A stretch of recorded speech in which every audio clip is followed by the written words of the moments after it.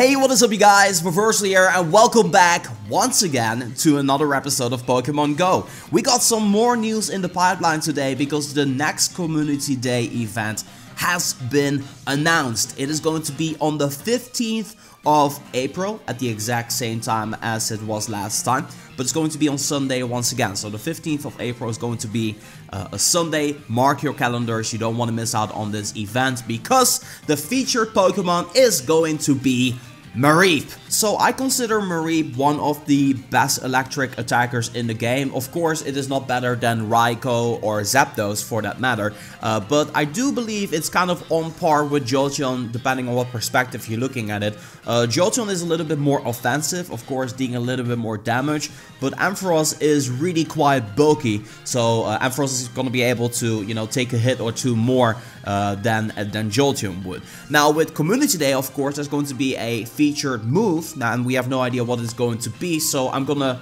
you know, invite you guys to leave your guesses about that in the comment section down below.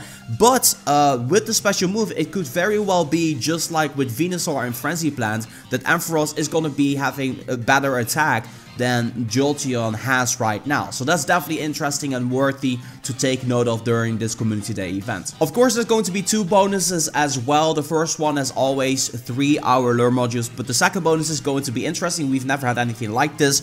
1/4 egg hatch distance. So that means you guys do the math, but Super Incubator plus 2k and divide that by 1/4 is going to be like 300 meters or something like that for 2k to hatch.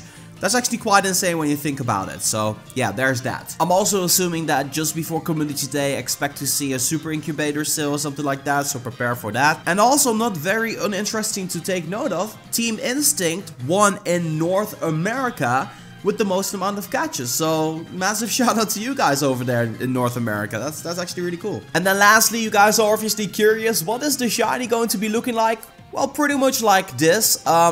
The difference between Flaaffy though as a shiny, it's already pink, like pink sheep all over the place.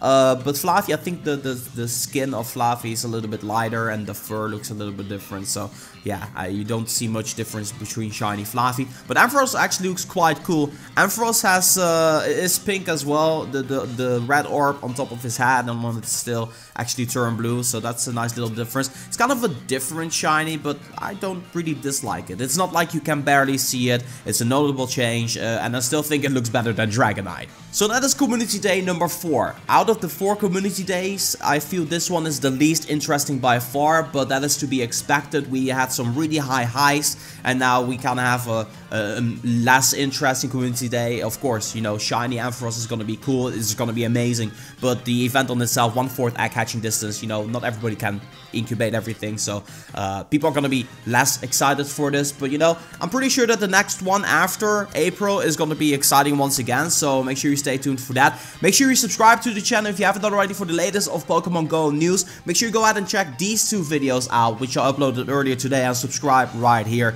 And this is Reverse for Pokemon Go. I'm gonna be signing off, and I'll see you guys in the next one.